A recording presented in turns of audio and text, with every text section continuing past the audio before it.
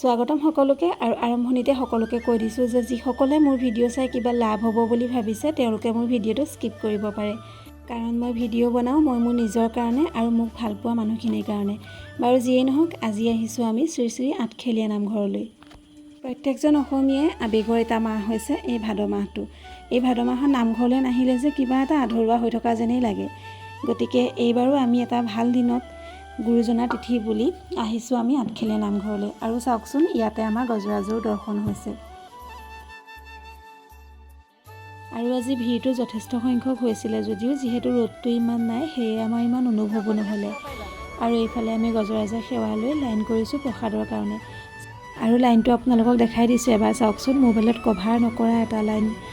বাৰু যিয়েই নহওক আমি প্ৰসাদ লৈ মেলি এইফালে আহিলোঁ বিনামূলীয়া বিশুদ্ধ খোৱাপানীৰ ওচৰলৈ। আৰু এয়া আগবঢ়াইছে বীৰ লাচিত সেনাৰ তৰফৰ পৰা, লগতে গোলাঘাট সমিতিৰ তৰফৰ পৰা।